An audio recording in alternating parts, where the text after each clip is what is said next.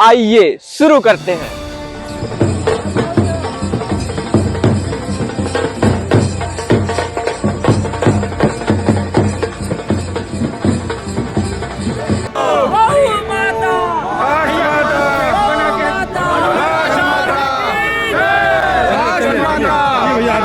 जगत गुरु शंकराचार्य स्वामी श्री अभिमुक्तेश्वरानंद जी महाराज।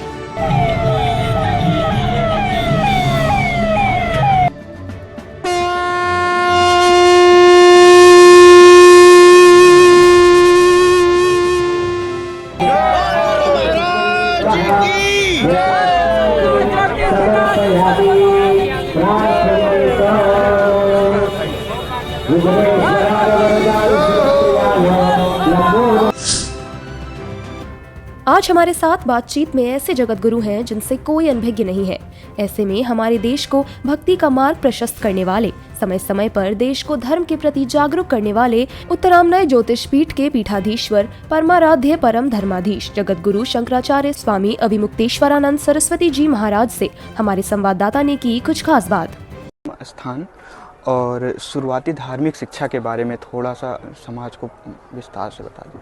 अब ऐसा है कि सन्यासियों के लिए नियम है कि अपने पूर्व आश्रम के बारे में ज़्यादा उनको नहीं बताना चाहिए, लेकिन हमारा सौभाग्य रहा कि शुरुआती धर्म शिक्षा हमको धर्म सम्राट स्वामी करपात्री जी महाराज के एक शिष्य थे, उनका सानिध्य लाभ करने से प्राप्त हुई। और फिर उन्हीं के माध्यम से हम धर्म सम्राट स्वामी करपात्री जी महाराज के पास पहुँचे। उन्हीं के माध्यम से पुरी के शंकराचार्य स्वामी निरंजन देव तीर्थ जी के पास पहुँचे। उन्हीं के माध्यम से द्वारका के शंकराचार्य स्वामी अभिनव सच्चिदानंद तीर्थ जी के पास पहुँचे।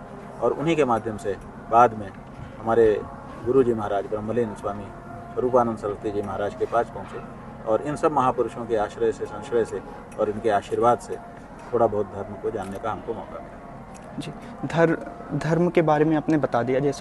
जैसे सामान्य तौर पे लोग धर्म की तरफ जाना चाहते हैं तो उन्हें गुरु चुनना बड़ा आसान नहीं समझ में आता है, तो वो अपना चयन एक अच्छे गुरु का कैसे, किस माध्यम से करें, उसका एक माध्यम क्या होना चाहिए? ऐसा है कि आपको ज़्यादा जानकारी नहीं है, ये बात हम मानते हैं जी, लेकिन आपके अंदर भगवान ने एक छठी इंद्रिय दे रखी है, सिक्स्थ सेंस जी, है ना, जो आपको एक आभास कराती है कि गड़बड़ है या सही है। इतना तो सबको हो जाता है, तो इसलिए अपनी छठी इंद्री से पूछते रहो।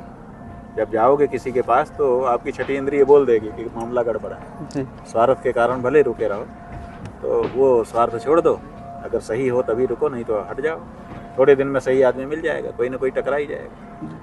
सर महाराज जी, जैसे कई संतों द्वारा ये कहा जाता है कि मुसलमान को भारत से चले जाना चाहिए, क्या ये उचित है, संभव है कि भारत से मुसलमान नहीं, भारत से मुसलमान क्यों जाना चाहिए? जी, भारत से मुसलमान जाए, ईसाई जाए, ये कोई नहीं कहता है जी, हमने ये कहा है, हमारी ही बात है, हमारा ये कहना है कि जब धर्म के नाम पे तुमने भारत देश को टुकड़ा कर दिया, तब जो टुकड़ा तुमने मांगा था वो तुमको मिल गया, अब उसमें चले जाओ।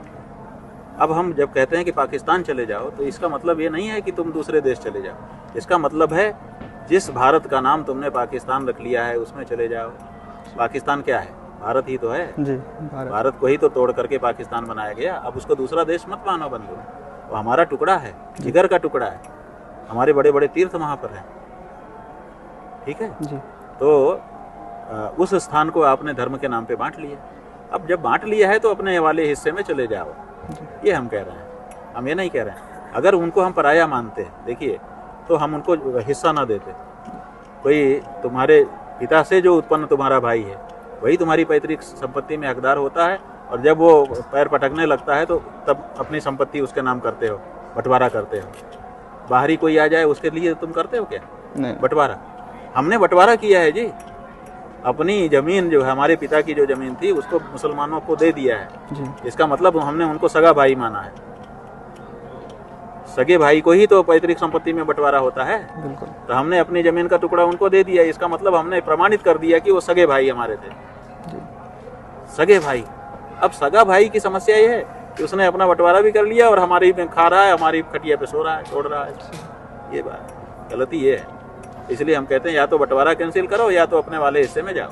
जी, सर समझे ना बात को? बिल्कुल, क्योंकि यही नहीं समझ रहे हैं लोग समझ रहे हैं कि हम हिंदू मुसलमान कर रहे हैं। हम हिंदू मुसलमान नहीं कर रहे हैं, हम तो भाई भाई कर रहे हैं। और हम भाई भाई से कह रहे हैं कि भैया तूने बांटा तो जा, और नहीं तो बंटवारा कैंसिल कर, रह साथ में।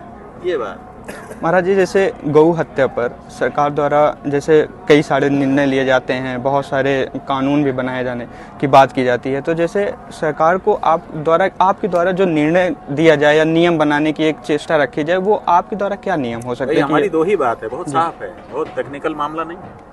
अभी केंद्र सरकार और राज्य सरकारों ने गाय को पशु की सूची में रखा है। मेरे पास इतने पशु हैं, उनमें इतनी गाय, इतने गधे, इतने घोड़े, इतने सुअर, पशुओं की सूची में गाय को रखा है। हम परंपरा में और शास्त्र में पशु नहीं मानी गई है, उसको पशु की सूची से हटा दो।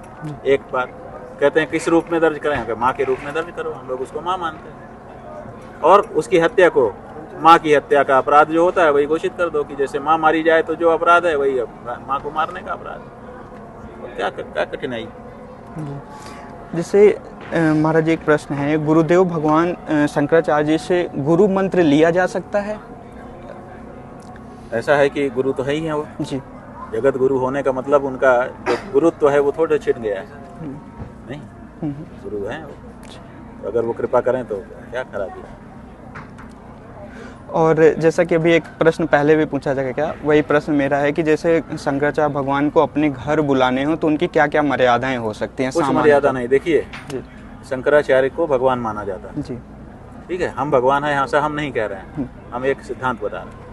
शंकराचार्य जो है वो भगवान के अवतार माने जाते हैं। अब कोई भी भगवान को बुलाता है तो क्या क्या नियम है बताओ। हमने देखा है कुछ लोगों ने भगवान को बुलाया है, सोने चांदी का मंदिर बना के उसमें बैठाया है। कुछ लोगों ने भगवान को बुलाया है, पत्थर की नक्काशी वाला मंदिर बनाया। कुछ लोगों ने सीमेंट का कमरा बनाया है, कुछ लोगों ने आले में बैठा दिया है, और कुछ लोगों ने खूंटी से टांग के रखा है। हर जगह भगवान आए हैं कि नहीं आए हैं बोलो? भगवान ये नहीं देखते कि कौन कितना बड़ा है, कौन कितना छोटा है। भगवान देखते हैं कितने प्यार से बुला रहा है, बस। तो इसलिए अगर प्यार से बुलाओगे तो अगर शंकराचार्य भगवान होंगे तो जरूर तुम्हारे यहाँ आएंगे, और अगर भगवान नहीं होंगे तो नखरा करेंगे कि ये नहीं है, ये कमी है, ये कमी है। नहीं, तो हम तो यही जानते हैं। अभी तो हमने जब तक शंकराचार्यों को बुलाया हमने देखा कि उन्होंने कोई नखरा नहीं किया, वो तो प्यार पे आते हैं। नहीं, प्यार से बुलाने पे बिल्कुल जाएंगे आप।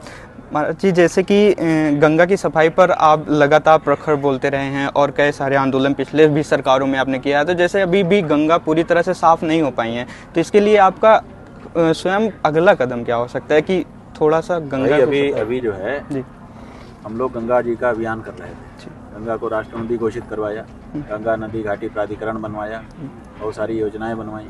फिर ये आ गए इस समय जो हमारे प्रधानमंत्री जी हैं कि मुझे तो गंगा ने बुलाया है।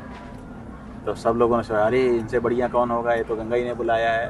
और गंगा ने बुला करके प्रधानमंत्री बनवा दिया। तो सब लोगों ने सोचा कि ये करेंगे कुछ, तो आशा में हो गए। तो सब लोगों ने अपना अभियान छोड़ दिया कि भाई अब आ गए हैं गंगा के पुत्र, वो करेंगे। अब उनको क्या पता था कि गंगा को माई नहीं कमाई का जरिया बना देंगे। नहीं, तो अब सब लोगों की आँख खुल रही है धीरे धीरे कि अरे इनको तो जो सोचा था वो ही नहीं। ये बात है। तो अब फिर से आंदोलन खड़ा होगा जी। लेकिन अभी चूंकि हम लोगों ने गौ माता का आंदोलन हाथ में लिया हुआ है, इसलिए पहले एक काम पूरा करेंगे तब फिर गंगा वाले में लौटेंगे।